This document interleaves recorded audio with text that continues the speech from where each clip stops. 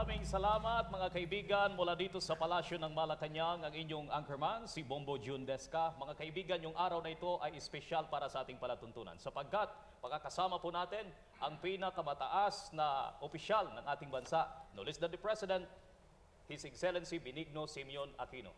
Ginong Pangulo, sir, magandang araw po sa inyo. Kumusta po kayo, sir? Magandang araw rin. Opo. Sir, unang-una yung katanungan po natin ay may kinalaman sa sikmura at kabuhayan ng ating mga kababayan. I understand na Ginong Pangulo, kayo po ay nasa 5 taon na sa inyong panunungkulan. Meron na kayong mga achievement, may mga tagumpay na kayo. Maaari ba ninyong ilahad sa taong bayan ito, Mr. President? Lalabas natin sa zona, pero subukan ko magbigay ng sample. Opo, sir. Okay. Number one, yung tinatayang average GDP growth, gross domestic product, yung growth niya, rate, inilagay sa 6.3%. No? At lumalabas na for the past 40 years, ito pinakamataas na rate of growth. Ngayon, kung makakuha natin yung 7 to 8% growth this year, tatalunin natin yung for the past 60 years. 60 years na growth na naitala ng bansa. So ito yung pinakamabilis na pagunlad. Okay. Ano ibig sabihin nun? Sa mga kababayan natin, yung net new jobs na na-create sa last na labor force survey, tinatayang nasa 1.04 million na bagong trabaho. Okay. Ngayon, yung ano ba yung tinatanim natin sa kinabukasan? Yung meron tayong Pantawid Pamilya Pilipino program, di ba? At ang pangunahing kondisyon nun, manatili ang anak mo sa eskwelahan. Opo. Okay. Nag-umpisa tayo, 800,000 kabahayan ang tinutulungan. Ngayon, nasa 4.4 million ng pamilya ang tinutulungan. Ngayon, ang kinaganda pa nun, last year, inumpisa natin yung high school. Na kung saan, tinatayang mga, meron yung, tinasan yung edad, dati grade school lang hanggang high school tinutulungan ngayon. Nasa programa, napag-graduate natin yung first batch, over 300,000. Tapos ang dami dito, mga nag-graduate na may honors, salutatorian, valedictorian. Yung dalawa nagsalita para sa kanila lahat, tumarap ako sa higit ko mula mga 15 mil dito sa 300,000 na to. Yung dalawa nagsalita sa kanila, sabi nung isa, hindi ko maalala ngayon kung yung babae yung lalaki, pero tatay niya, driver ng jeep, 3 na napakolehiyo. Alright. Pero itong dalawa nga, natanggap sa UP, sa School of Engineering.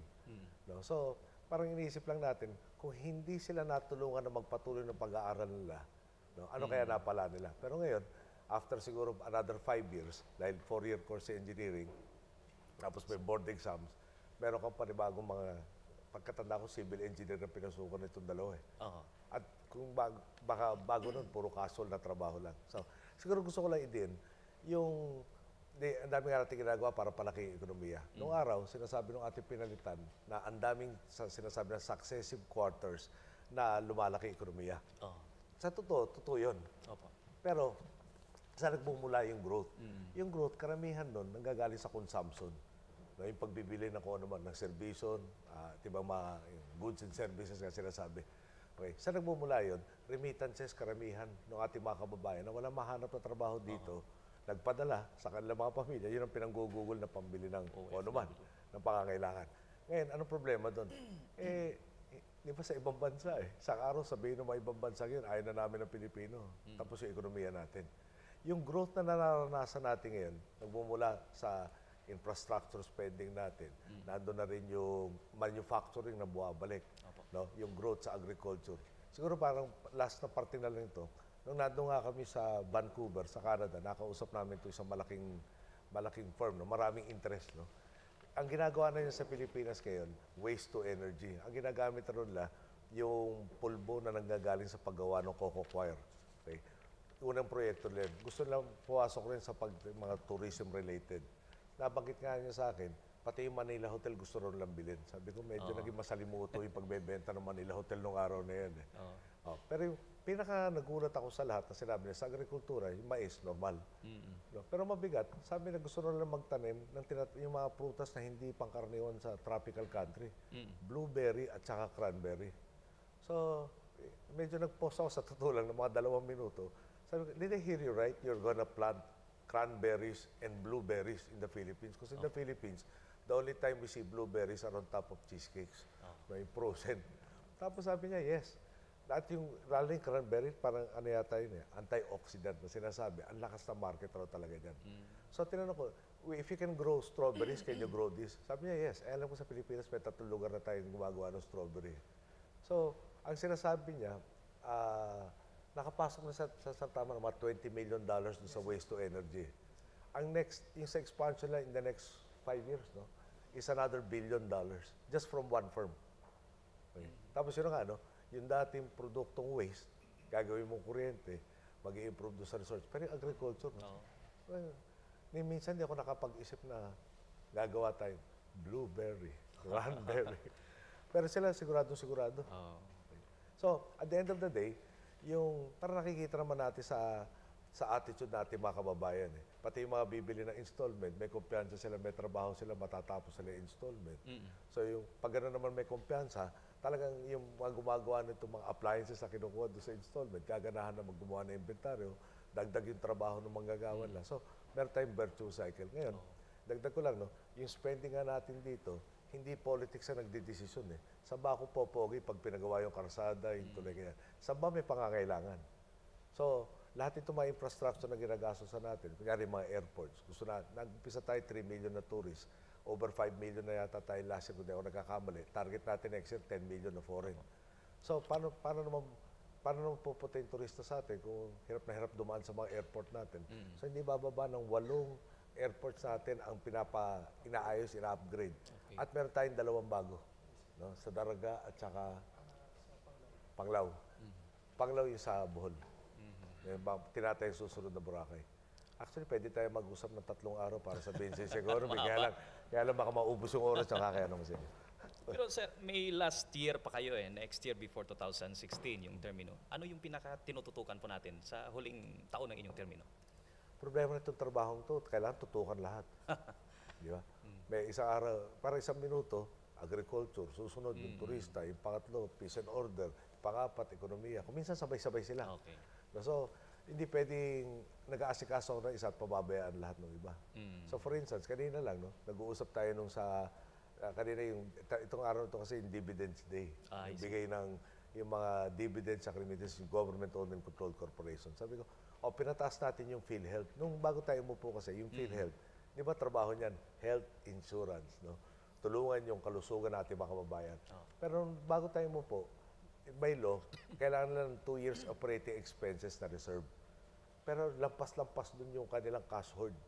So, imbis na naging serbisyo sa tao, parang naging financial institution sila. So, inutos natin na, teka muna, ang papel niyan pangalagaan yung kalusugan ng taong bayan, hindi palakihin yung kaban ng bayan. Okay? So, kailangan asikasuhin yung service yan. Kanina naman, bagong version ng tanong, pinalawak na natin, 63, naging 87% na yata ngayon ang covered ng PhilHealth. Nilakihan pa yung dami ng tao, tsaka yung dami yung saklaw na mga karamdaman, pati na yung mga catastrophic illnesses na tinatawag na G. Sabi ko, marami tayong ginagastos dito. No? Baka naman, hindi yung ano yan parang pension system, kailangan yung sufficiente yung pumapasok para doon sa guhugulin. Sagot sa akin, dahil nga nilaki pa yung coverage, lumaki yung base nila, lumaki pa yung pondo nila, at lumaki rin yung service at the same time. So, nandyan yung kondisyones para magpatuloy siya ng pagpapalawak ng kanilang mga serbisyo sa pakinabang natin o pakinabang natin mga kababayan. Oo. Sir, pag-usapan natin tong Bangsamoro Basic Law. Sa lower house ngayon, na-extend ata yung butuhan ng committee level kasi sabi nila, pag bigyan daw yung mga kongresista na pag-aralan pa. Yung sinasabi ng liderato ng Kamara, maaaring magkaroon ng amendments. Yung sinasabi nga, 8 provision yung tatanggalin. Sa Senado naman, may mga senador naman dyan na ang sabi nila, hindi natin maipapasa to as is. Ibig sabihin, magkakaroon ng amendments. Pinagbabatayan nila yung Citizens Peace Council, aminado mismo na may mga provision na dapat itunod sa saligang batas. Kung magkaroon ng amendments, paano po yan? Yes, mahirap yung itono sa saligang batas dahil parang lumabag doon sa saligang batas. No? Ang pagkaintindi ko presenta sa atin ng ating consultative council, para ba, yung lalong pinapaganda yung lengguwahe para maliwanag yung tinutukoy. Hindi nagbabago yung gustong pairalin, pero paano mo sinabi? Pinapaganda. Para mas maliwanag. Doon kung na-delay naman, hindi actually na-delay dahil kung tutusin, ako hindi ako sangayon doon sa sinabi ni Congressman Rufus Rodriguez na masipag nating chairman dito. No? Sabi niya, June 15. Teka muna bakit naman June? So, nasa Mayo pa lang tayo, wala pa May 15. Talaga on schedule siya doon sa pinangako sa atin. Ngayon, balikan lang natin, a few weeks ago, di ba, puro tigilan na natin usapin to. Hindi natin pwede pagkatiwalaan. Parang tapos na eh. Yeah. Ngayon pinag-uusapan natin schedule. Kaya sa akin, positive development. At mukhang, imbis ay highlight na na-delay, para bang hubs sa barangay. No? Hindi tuloy-tuloy. Medyo umalsa ka lang konti. Pero sa pinangako sa atin ng liderato ng, lalo ng House, mukhang nasa schedule sila. Oo. Sa schedule, sir, medyo mahabol ang sabi nila kahit sa Senado. Pero yung mga amendments, paano natin, may mga porsigido kasi mga mambabatas na kailangan nila. Well, siyempre historical document to eh. Siyempre lahat gusto malagay sa kasaysayan. No? Normal na lang yun. Pero palagay ko, lalo yung ginawa ng Consultative Council, nando si Chief Justice David no? Na hindi lang sa Chief Justice sa Supreme Court, member pa siya ng Constitutional Commission. Yung hinighlight nila na talagang ibang klase itong mga autonomous regions. No? Both yung tinataya sa Cordillera at saka dito nga sa Mindanao. At iniliwanag niya na constitutionally sound at defensible. Yeah. Ipiniliwanag niya kung paano dapat yung pananaw. Alam mo yung, with all due respect to all parties concerned. No? At aminin ko, pati ako, nung umpisa na tinatalakay ito, medyo sabi ko, teka naman, ito ibang provision to sobra naman yata. Magiging gano'n ang pananaw mo pag tinignan mo yung dokumento yun as is, yung bang standalone. Pero pagbabalikan natin na marami ng pinagkasunduan bago pa pinag-usapan to na ibinigay na sa kanila. Okay. So kailangan idadagdag. Doon maintindihan mo, kaya pala kailangan dagdagan. Dahil hindi naman pwede pumasok yung MILF na liderato at sabihin sa mga kasamahan niya, o nakuha na natin yung gusto natin na binawasan. Okay. No? Parang sasabihin, nagtagumpay tayo ng bawas. Hindi dapat talaga dagdag. Normal lang naman yun. Ngayon, tayo tinatanggap natin. Napag-iwanan sila, no? Kailangan naman ng dagdag tulak para makahabol sila. Hindi makalampas ang hinahabol pa lang. No? Makapantay man lang. At palagay ko, pangkaraniwang Pilipino, yun rin naman ang pananaw. Bakit natin pababayaan itong mga kababayan natin itong forever after humabol na lang na humabol na hindi makahabol-habol. Talagang, kung may malasakit tayo sa kanila, kung palagay natin magiging, di ba, parang partner natin sila, hindi pwedeng kulang yung kakayahan nila na makisabayan sa buong Pilipinas. Mr. President, sir, tunguhin na natin yung katanungan ng ating mga provincial station. Standby ang Bombo Radio Kawayan. Unang magtatanong sa Ginoong Pangulo, ang Bombo Radio Iloilo. Iloilo, with your question to the President. Come in, please. Maayong aga, Mr. President. This is Bombo Henry Lumawag ng Bombo Radio Iloilo. Bagamat patapos na ang peace process sa MILF, may mga umuusbong namang bagong rebuilding grupo gaya ng Justice for Islamic Movement or JIM at ang hindi pagganap na pupuksang Bangsamoro Islamic Freedom Fighters o BIFF. Anong reports po ang natatanggap ninyo rito sa JIM at how do you plan to deal with them? Hindi ba mawawalang saysayang peace deal sa MILF kung meron namang papalit na galing din sa kanilang hanay o mga breakaway group? Well, maayong aga muna, no? At maganda yung tanong mo. Pero siguro yung binabanggit mong grupo, kung hindi ako nagkakamali, hindi ba kamakailan natin nahuli yung isang taong ngalan ay Tambako? Na siya nagdeklarang siyang hepe nitong bagong grupong to. So habang nagtatayo siya, naarestado na siya. No? So kung makakapagpatuloy pa yung tinatayo niya, napakagaling naman niya maitayo sa loob ng piitan. Okay. Number two, hindi yung sa BIFF, talaga significantly na-reduce na yung capability sila. Na-recover natin yung mga dating, para maluwag silang kumikilos-kilos na teritoryo. Ayoko nang banggitin yung gano'ng karaming napaslang, nahuli, etc. Dahil baka naman sasabihin, natutuwa tayo sa namatay na kapwa natin Pilipino. No? Pero ang report sa atin nga ay talaga significantly reduced yung capacity ng BIFF na hindi naman gano'ng kalaki to begin with na maghasik ng kaguluhan dito sa Mindanao. Ngayon, aminin ko sa inyo, mangyari, meron talagang mga bubukod na grupo dahil nakikinabang sila doon sa kaguluhang nangyayari sa parte ng Pilipinas na kung saan sila umiikot.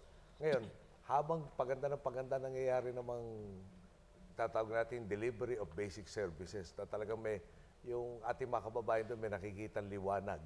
No? Pakonti na pakonti susuporta din sa mga grupong to. At pag wala sila suporta, itong mga naghahasik ng gulong to, talagang magiging pakonti na pakonti at makukuha na natin sila lahat at wala nang papalit sa kanila. So, example lang, no? Ano ba ibig sabihin ng services na dapat bibigyan ng gobyerno? Problema parati sa Sulu, yung West, no? Yung judge. Parang pagkaintindi ko, kasabay ko pa si Nene Pimentel sa Senado, nagmumungkahin ng combat pay para sa judge. Pag pinakinggan mo na, bakit magko-combat pay yung judge? Hindi naman nakikicombat. Pero gano'ng araw ang sitwasyon sa Sulu, si judge, pag nag-decision, siyempre may dalawang nagtatalong panig. Kung sino matalo, galit kay judge, si judge na personal. So, kailangan ng combat pay. So, yung bawat judge, kailangan mag-apply para doon sa sala na tinatawag, yung mga korte. Doon, bihira mag-apply. Kaya nag-ano pa tayo ng incentive. So, ikaw nasa solo. Meron kang gusto i-demanda. Pupunta kang korte, wala kang judge. Sa ka kukuha ng hustisya. Kaya nagiging taking the law into their own hands. So, yun, walang tigil yung operations natin dyan sa Sulu, dyan sa Basilan. Sinabay na natin dito sa Central Mindanao, lalo yung sa Maguindanao, na parang yun ang parte ng militar, pero parte ng rest of government, yung services kailangan nandiyan talaga. At marami na achievement, katulad ng mga rural health units na talaga halos sa lahat ng munisipyo.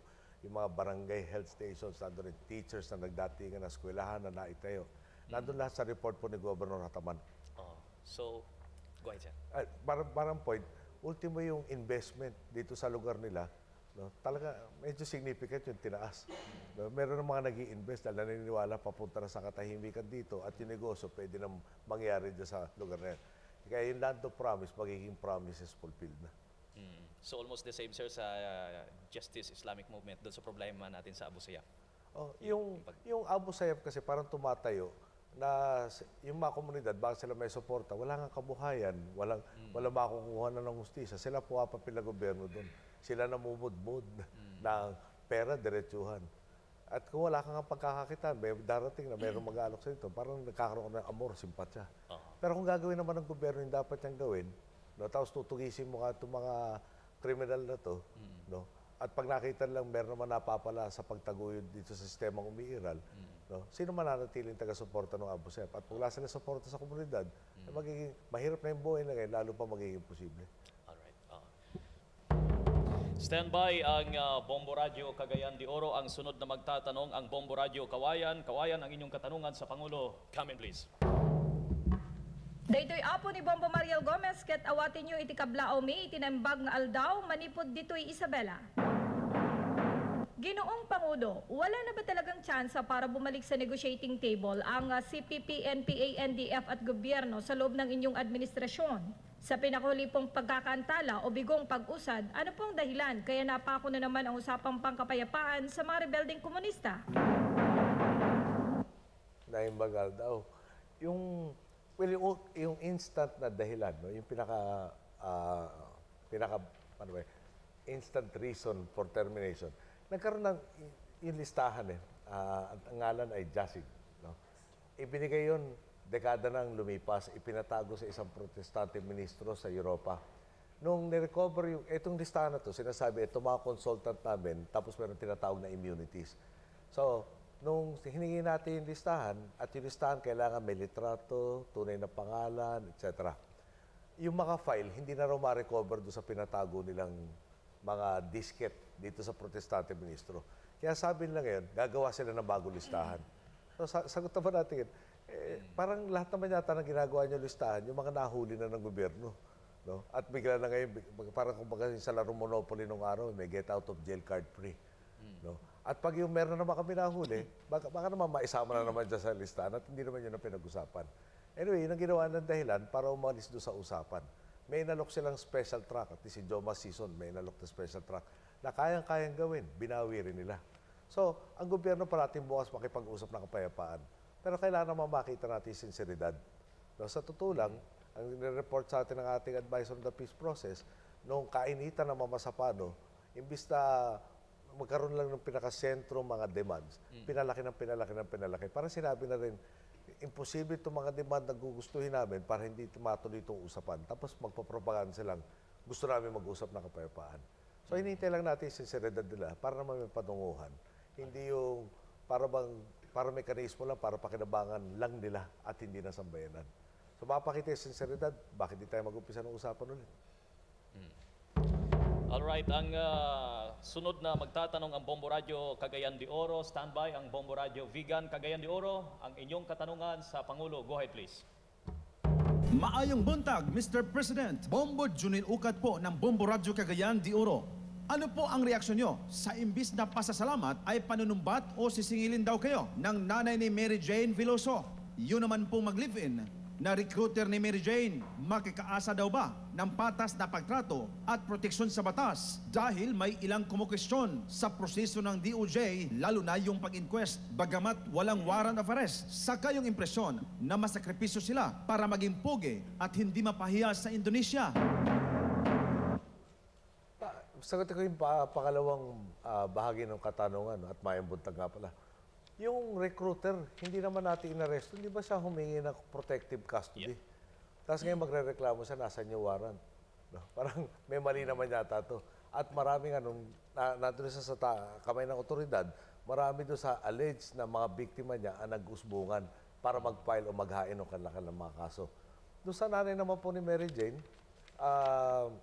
basta ako, ito na sasabihin ko, no?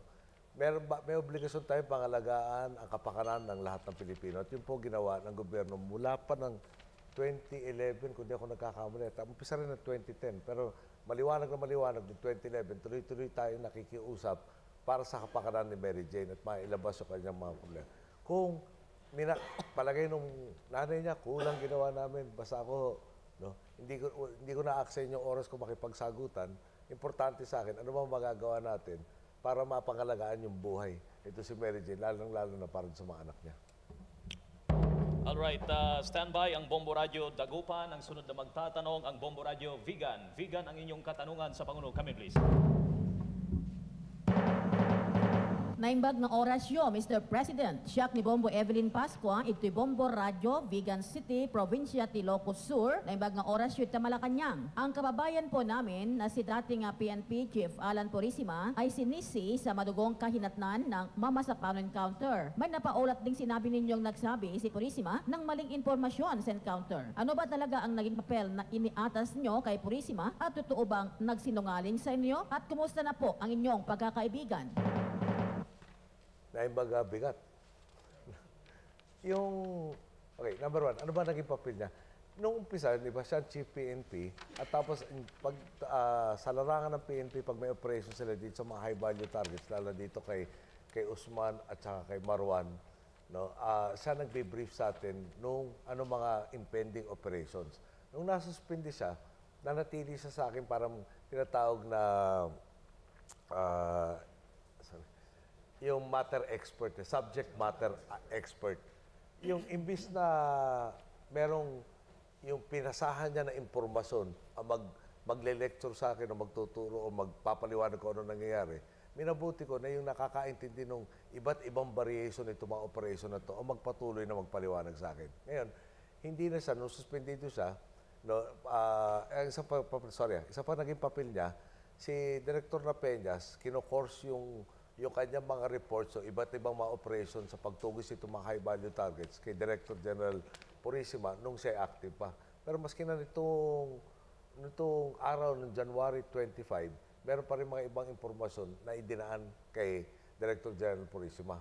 Ngayon, wala naman kami namasama doon dahil parang yun ang normal na naging flow for quite a number of years. Mula 2012 yata, kung di ako nagkakamali, yung mga involved si Alan Purisima dito sa paghahabol ng mga high-value targets. Okay.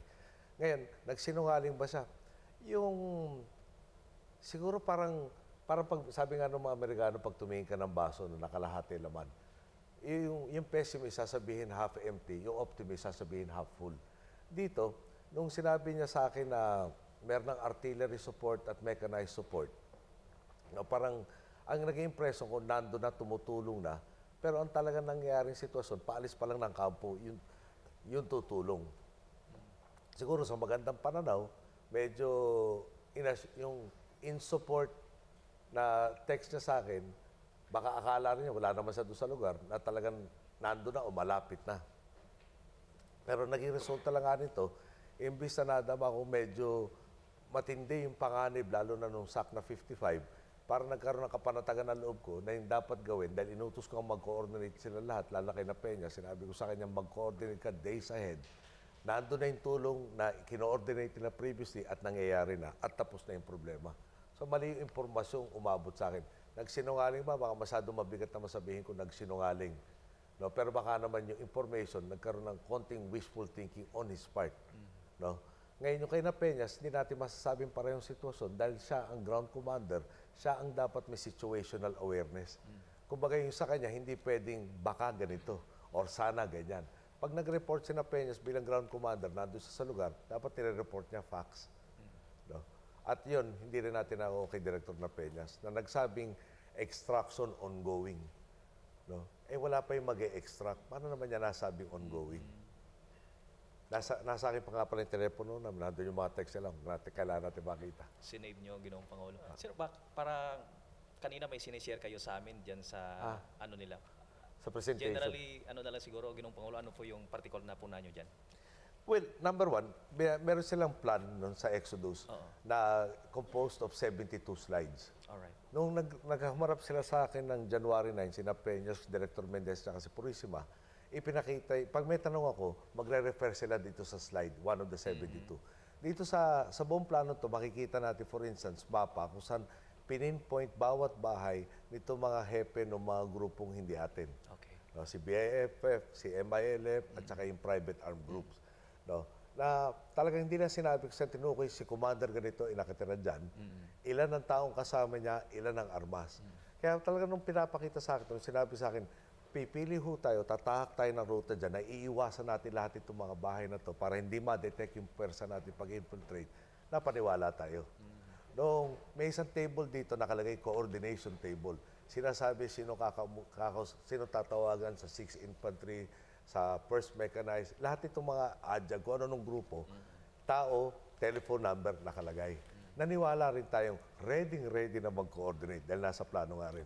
Tapos yung 72 pages ito, nireview ko na lang after.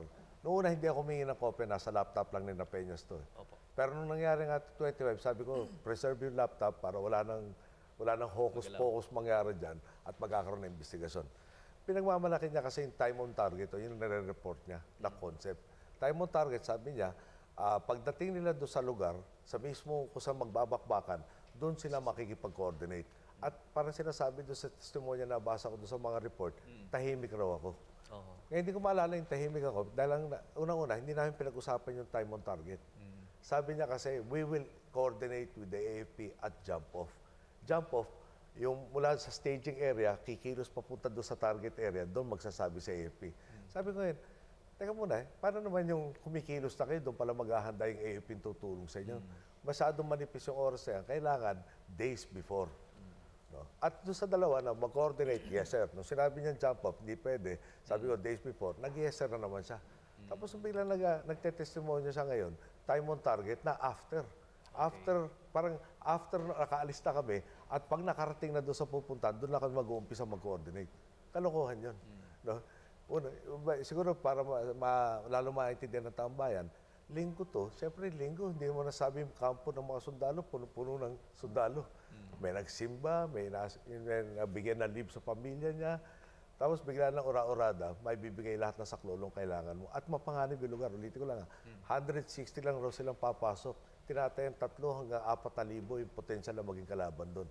No? At alam naman dapat ni na Peñas, hindi sila si Superman na hindi tinatablan. No? Hindi pwedeng ganun ang plano. Kaya yung pinagdiin ako, ni-yeser niya ako, wala pala yung yeser niya. Alright. Yung sunod na magtatanong, ang Bombo Radio Dagupan, standby ang Bombo Radio Davao. Dagupan, ang inyong katanungan sa Pangulo. Come in, please. Bombo Edmond Abubo ng Bombo Radio Dagupan. Masantos siya kabuasan, Ginoong Pangulo. Patuloy pa rin po ang pagtatayo ng China ng mga estruktura sa mga pinagtatalunang isla sa West Philippine Sea sa kabila ng naging deklarasyon o statement laban dito ng ASEAN. Ano na po ba ang update sa negosasyon sa China o sa ating inihaing kaso sa International Tribunal o sadyang pahabain na lamang tayo ng tiis at pasensya dahil apektado sa tensyon ang mga mangingisda namin dito sa lalawigan ng Pangasinan? Well, ginagawa po natin lahat ng pwede natin magawa sa abot natin kakayahan. At puwasok nga tayo dyan sa dalawang ginagawa natin. No? Yung una ho, meron tayong konsepto tinatawag na ASEAN Centrality, kung saan may kasunduan ng ASEAN at saka ang China na nandun po sa Declaration of Conduct of Parties in the South China Sea o DOC. Yung po 2002 pa na nalagdaang dokumento. At yun, sinasad, paano ba tayo dapat makikipag-unayan sa bawat isa? Ang hinahabol ng 2002, tinatawag na Code of Conduct, isang listahan ng mga alituntunin ng bawat panig, no? Para nga ma-manage yung tensions dito sa tinatawag na South China Sea o West Philippine Sea, yung parte inaangkin natin. Hindi nagawa noong 2002, kaya na tayo nakaupo, 2012, nasa Phnom Penh tayo, ASEAN Meet, pinaalala natin, 10 taon na lumipas, hindi pa tayo nag-uumpisang tumalakay nitong COC. Tapos ang maganda, development sa ASEAN, dito sa kakatapos sa Malaysia, yung chairman stated, nakasaad nga doon, yung pinalikan, itong DOC dapat natin sundin sa kabuuan. Ano ba yung isang dapat kasunduan dito? So po sa number 5, kung tama ang tanda ko na prinsipyo na nakalagay doon, medyo okay. Nakalagay ko sa number 5, ito yung declaration sa Conduct of Parties in the South China Sea. The parties in fifth, hereby declare the following. Number 5 po, the parties undertake to exercise self-restraint in the conduct of activities that would complicate or escalate disputes and affect peace and stability, including, among others, refraining from action of inhabiting on the presently uninhabited islands, reefs, shoals, cays, and other features, and to handle their differences in a constructive manner. So na-achieve po sa ASEAN, sa chairman's statement, pinulit itong buong Declaration of Conduct, nandun yung panawagan doon sa pagmamadali ng Code of Conduct at paalala sa China na nakipaglagda ka sa aming ASEAN, no, kaming 10 bayan na to, na ito dapat na paano kayo dapat kumilos. Ngayon, sinundan natin to at kasabay nito yung arbitration nga na ginagawa. At inaasahan natin baka siguro at the latest baka the first or second quarter of next year magkaroon ng desisyon. Ngayon, may nagsasabi na may ba, kung may decision lang, wala namang power of enforcement. Tama po yun, no? Pero parati sinasabi na lahat ng panig na nagtatalo dito sa tubig na to na maraming ang pangalan, no? Na lahat kami nagko-conform sa international law. O itong international tribunal na magsasabi, ganito, ibig sabihin ng batas, at magiging maliwanag yung sumusunod at hindi sumusunod. Ngayon, inaasahan natin na paglabas ng may kaliwanagan na yung obligasyon ng bawat isa at karapatan ng bawat isa, talagang huhupa yung tensyon na nangyayari dito sa karagatang parting ito. Okay. Stand by ang Bombo Radio Kalibo. Ang susunod na magtatanong, ang Bombo Radio Davao. Davao, ang inyong katanungan sa Pangulo. Kami, please. Mayong buntag, Mr. President. Si Bombo Boyet Paulan po ng Bombo Radio Davao. Marami pong mga panawagan. Pinakahuli dito ay galing kay Supreme Court Associate Justice Antonio Carpio na dapat palakasin pa natin ang military at defense capability dahil hindi raw maiiwasan ang military confrontation sa China pagdating ng araw at hindi maaaring aasan na lamang tayo sa US. Sa tingin niyo po, Mr. President, dumating na ba tayo sa puntong maghanda laban sa mas matinding military pressure ng China? Maayong buntag, kasama. Number 1, hindi ako sumasang-ayon na inevitable or hindi ba iwasan magkaroon ng military confrontation. Ngayon, assuming tama yung panahon na yun, pag-isipan lang po natin. No? Siguro kung para mas magaan naman natin pag-isipan, parating kong binibigyan ng halimbawa, kunyari mag-boxing na lang tayo, may Manny Pacquiao tayo. Pero problema, 1.3 billion sila, 100 million tayo. No? Sabi nga ng mga bata, magpitikan tayo ng ilong, isang pitik natin, 13 ng pitik nila, medyo maaga mamamagay yung ilong natin. Having said that, hindi naman pwedeng pabayaan natin yung capabilities ng ating sandatang lakas. At sa totoo nga lang, nandiyan naman ang records, talagang pinantayan itong administrasyon at nilampasan ang lahat na nagawa mula nagkaroon tayo ng AP Modernization Law. At tayo na rin nagtulak na palawigin pa yung modernization. So, ano ba mga resulta? Nandiyan na nga yung Hamilton class cutter na binabanggit natin. Nandiyan higit kumulang na nasa process na either binibigay na sa mga units involved or papunta na sa kanila about 70,000 new rifles. Merong mga helicopters na brand new at saka refurbished na dumating. Yung dalawang FA-50 natin, no later, dalawa doon sa isang dosena, no later than December. No later than December of 2015, nandito na. At saka, alam niyo, sorry, medyo nahirapan ako sabihin sa inyo yung buong listahan ng ating mga bibilin. Dahil para ba sinabi na rin natin, ito kaya namin. At lalabas na rin doon, ito hindi namin kaya. Parang hindi mo naman yata binibigyan dapat ng napakalawak na impormasyon yung mga potential na katunggali. Pero bottom line yan, no, Siguro isuma ko na lang doon sa sinabi nitong kakagraduate sa PMA na napunta sa Air Force.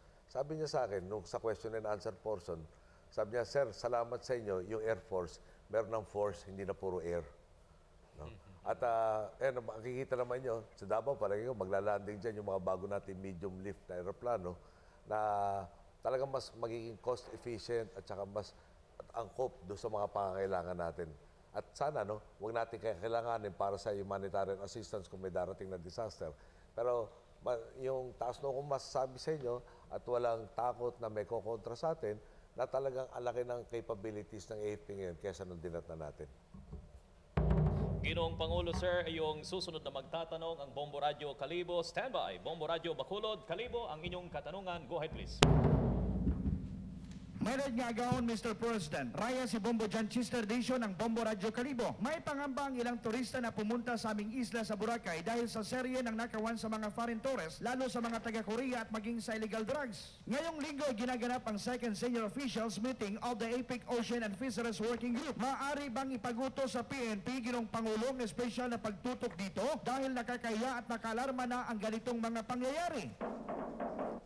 Well, di natin maiwasan, no, na isa sa pinakatanyag na puntahan ng turista talaga, ang Boracay. At ang problema nun, nag-a-attract rin ng hindi maayos na mga tao dahil sa dami nga ng potensyal na magagawa nila yung mga krimen. Pero having said that, no, merong 120 personnel ng PNP Boracay at 96 of the 120 ang nakatalaga doon sa tabing dagat para mabantayan nga ang kaligtasan ng ating mga turista. At sigurado ako sa pangunguna ni Secretary Rojas, no, as Secretary of the Interior and Local Government, kung inagawa ko dito sa Metro Manila and others, no, yung sa kanilang pagre-reforma sa kapulisan, napababa yung incidents, umpisa kalahati, ngayon yata nasa 1/3 na dati na talaga. Ngayon, siyempre, nakita natin yung dami ng mga insidente sa Boracay, 1,086 yung January to April of 2014. Ngayon po sa January to April of this year, naging 982. Nabawasan, pero palagay ko, ako hindi kontento. Palagay ko lalong hindi kontento si Secretary Rojas na ganun kaliit pa lang ang binaba. So, hindi ko kakaiba sa inyo dyan sa region, Secretary Rojas, at talagang maasahan nyo na talagang tinututukan to na una, alam nyo, yung nakita nga sa experience dito sa National Capital Region, pag nahuli at talagang nakulong, no, hindi pansamantal dahil nakakapian sa kaagad, pag nahuli, nakulong, yung mga pinaka-most wanted, hindi commensurate yung percentage sila doon sa dami ng pagbaba ng krimen. Parang masasabi siguro na kadalasan itong mga most wanted ang dahilan nung overwhelming number of these crimes. Kaya pag natanggal sila, ang laki ng binababa nung crime rates. At sigurado ako maasahan natin sa Secretary Rojas na talagang nakatutok sa dito at yung natutunan na magandang leksyon sa ibang lugar ng Pilipinas ay talagang ibubuhos rin dito sa Boracay. Alright. Standby, Bombo Radio La Union. Ang susunod na magtatanong, Ginong Pangulo, ang Bombo Radio Bacolod. Bacolod, sa inyong katanungan sa Pangulo. Go ahead, please.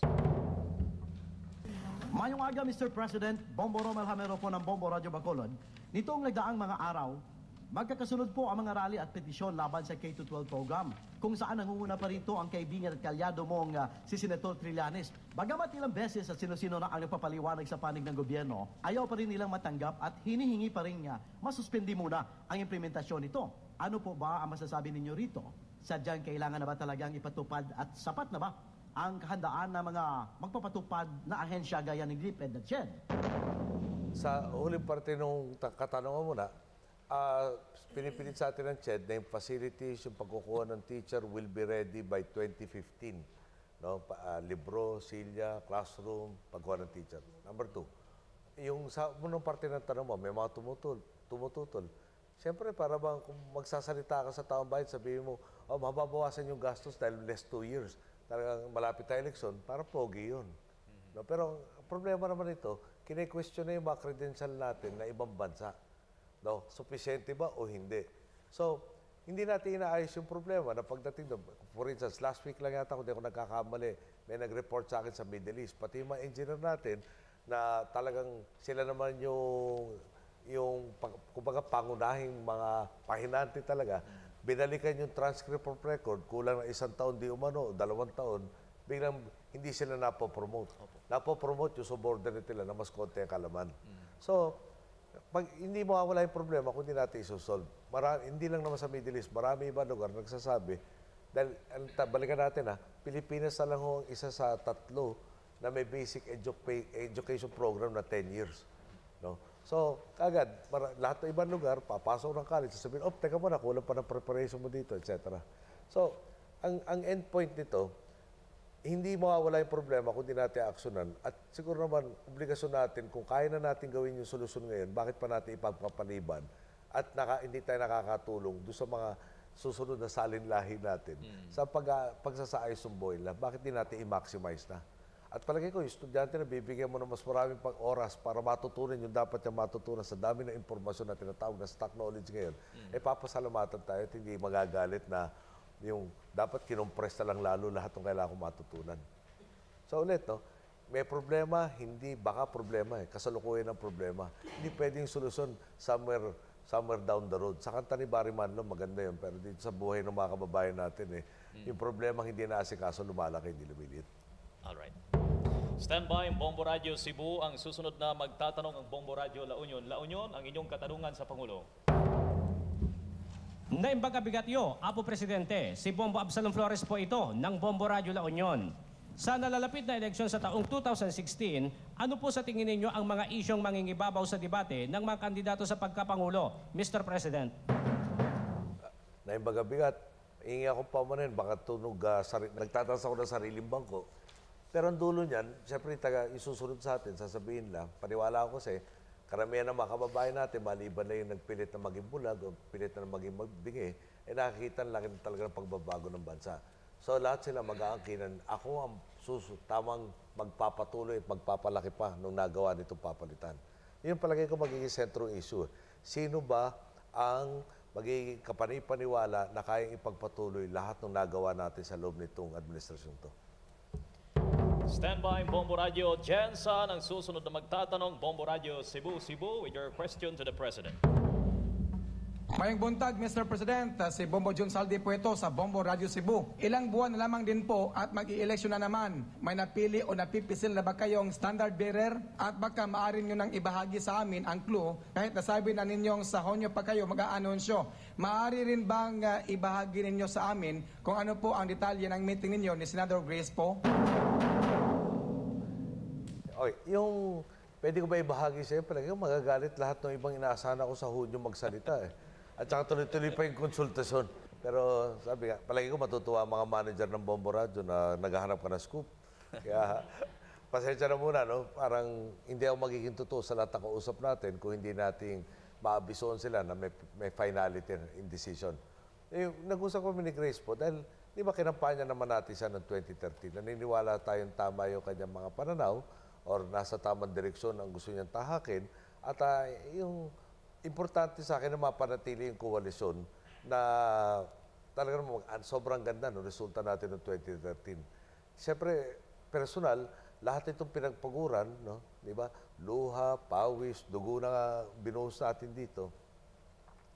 Na magpatuloy, hindi 6 years na nagkaroon ng ganitong ginawa Pilipinas. Kailangan maging permanente nito. At palagay natin, si Senator Grace, isa sa mga taong pwede talagang inaasahan natin magpatuloy at talagang pwede magpatuloy nito. Pero hindi pa tapos yung usapan at pag meron na talagang liwanag, asahan nyo, isa kayo sa mga pinakauna makakaalam. Oo. Ginong Pangulo, sir, follow-up ko lamang dyan kay Senadora Grace. Pumaliban ba kay Senadora po, meron ba kayong kausap kaugnay din ito about sa election? Meron pang mga iba. At marami rin bang sila na nagsasabi sa akin na interesado sila sa ganitong pwesto. Tulad din, sir. Alam niyo, kanina lang tanghalian, para maintindihan niyo gano'ng kahirap. Pinag-uusapan namin lineup na senador. Isa lang katao ko. Sabi niya sa akin, ano ba nang huli kong tinignan? Parang dadalawa na lang talaga yung pwesto sa senatorial lineup na hindi pa natin napupuno. Sabi ko, ganun ba? Ako parang sa listahan ko, haba-haba pa yung para marami pang opening. Pero siguro times 5, yung dami nung nag-a-apply doon sa opening. So, problema ko pag nagbanggit ako ngayon, yung mga hindi nabanggit, palagi ko tatawagan ako mula mamaya hanggang hanggang election day. Kaya pasensya, nagre-recover pa ako sa jet lag. No? Inaasa ako sana ngayong gabi makatulog na matinu-tinu. Sir, nasa sa inyo kung sagutin nyo itong, kasi ito yung pinaka-latest development sa mga pasaring sa kabila. Ang sabi kasi, kahapon lumabas yung impormasyon na finris yung mga bank accounts ni Vice President Binay, hindi lang kanya, yung misis niya, pamilya niya at iba pa. At ang sinasabi daw, ang Liberal Party yung may pakana nito. Yun ang sinasabi nila dahil a month before lumabas itong freeze order ng korte ay may hawak na yung Liberal Party ng AMLAC report. Liberal Party yung tinuturo. Kung may reaction kay Ginong Pangulo. Well, number one, ako hindi ko nakita yung AMLAC report na yan. Number two, isang kausap po taga-Liberal Party kanina, sabi niya sa akin, naghahanap rin siya kung sino may kopya ng AMLAC report. Dahil yung AMLAC report, syempre, di ba? Yung korte siguro may karapatan dyan. Tsaka yung council, meron sila ng report nila. Pero, independent body rin dyan. Opo. No? So, siguro parang, naghahati ang kaloob ako. Sabi kasi ng nanay ko, hindi siya naghahanap ng unsolicited advice. O dito, baka pag nagpayo naman ako, nakakatanda pa ang kapon. Si BP sa akin, malaki tanda sa akin. Hindi naman niya ako hinangan ng payo. Baka dapat, pasaakin ko na lang muna yung payo ko. No? Alright, stand by ang Bombo Radio Legazpi. Ang susunod na magtatanong ang Bombo Radio Jensen. Jensen, come in please. Maayong buntag, Ginoong Pangulong Aquino. Si Bombo Janjan Makailing po ng Bombo Radio Jansan. Ano po ang masasabi ninyo sa kinalabasan ng laban ni Pacquiao kay Mayweather? Hito at nahaharap sa problema. At ngayong araw ay inabangan na dito si Pacman para bigyan ng Heroes Welcome. May buntag. Siyempre, tulad nyo, sana panalo si Pacman. Pero at the same time, babalikan ko lang yung sinabi ko bago pa nung laban. Marami ng honor na binigay sa atin si Manny Pacquiao. At siyempre, kada laban niya dyan, may potential na magkaroon siya ng injury na for life. Di ba, nung lumalaki ako, nakita ko si Ali nung after nung na-convict siya. No? At nung isa sa, siguro pinaka-tragic na nakita ko, nagsisindi siya ng Olympic torch. No? Na nanginginig yung kamay. Na yung dati kung gaano kahusay magsalita. Ngayon, parang di mo na maintindihan yung salita. Parang, kung tinatanaw natin yung honor na binigay ni Manny sa atin, sakripisyong ginawa niya para sa ating bansa, siguro dapat sabihin natin, Manny, okay na ito nagawa mo sa larangan na yan. Dapat naman, huwag mo na isugal yung kalusugan mo.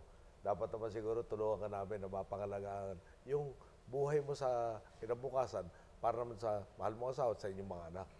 No, imbis na mag-uudyok pa tayo, hindi, kailangan rematch. Hindi, kailangan, sugal mo ulit. Parang wala naman yata tayong utang na loob doon sa tao. Ngayon, makakausap ko yata si Manny pagkabalik niya. At inaasahan natin doon makapalita kami ng pananaw. Alright. Ginoong Pangulo, sir, yung huling magtatanong ng ating sister station sa lalawigan, ang Bombo Radio Legazpi. Legazpi, come in please.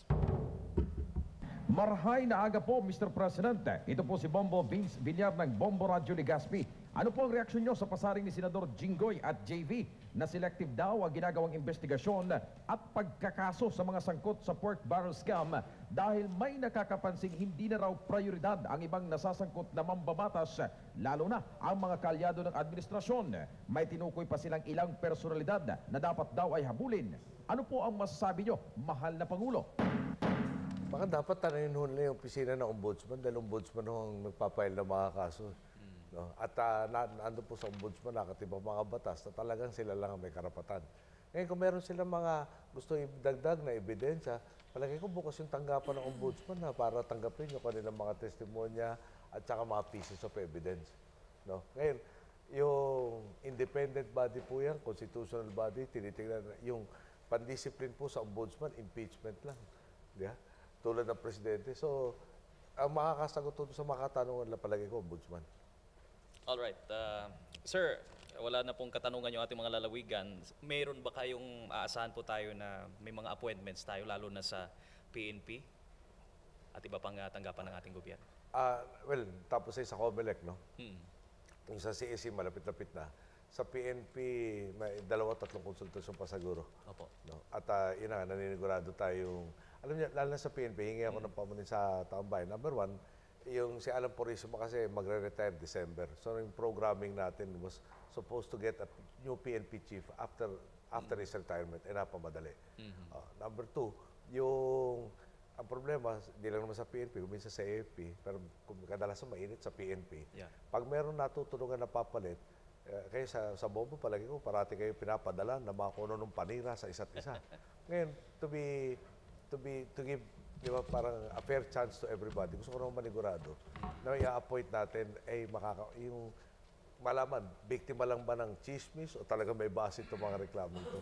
Dahil hindi biro yung pwestong yan, lalo na dahil may eleksyon tayo next year na napaka-importante ng Chief PNP, mapangalagaan yung katahimikan sa buong bansa.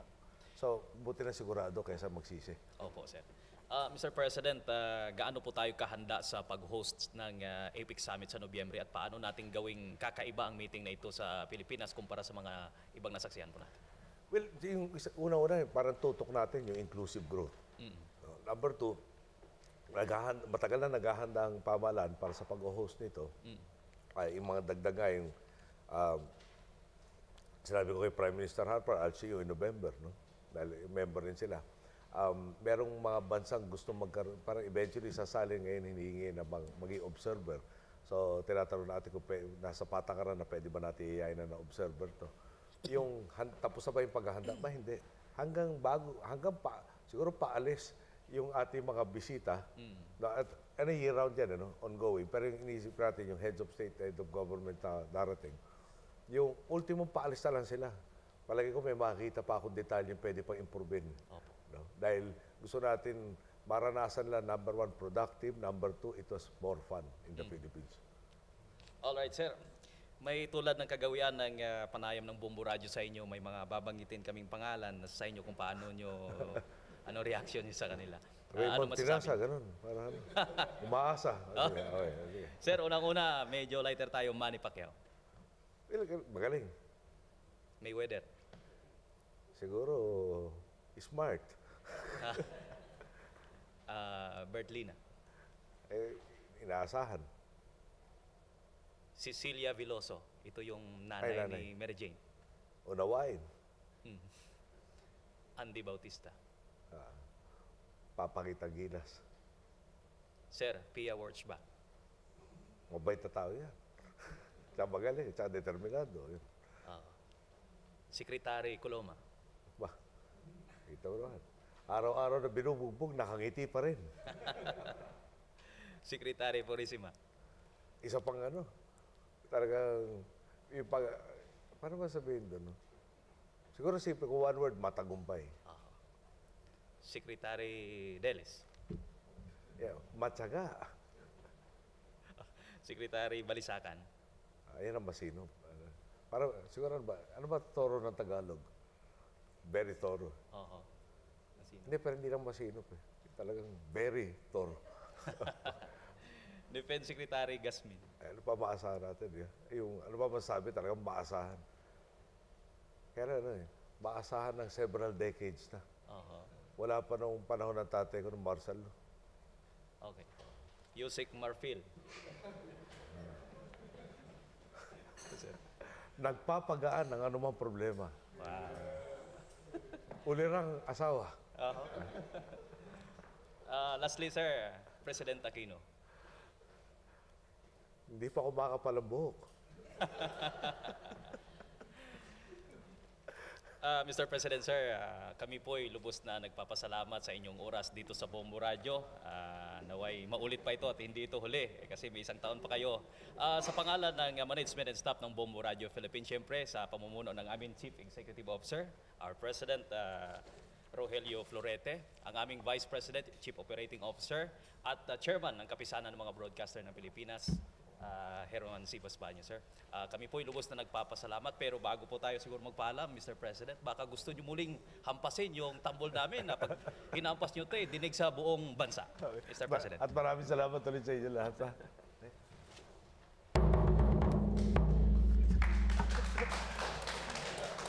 Alright. Live mula dito sa Malacanang, kasama siyempre ang Pangulo. Ito si Bombo June Desca para sa Pambansang Radyo ng Pilipinas. Basta Radyo, Bombo!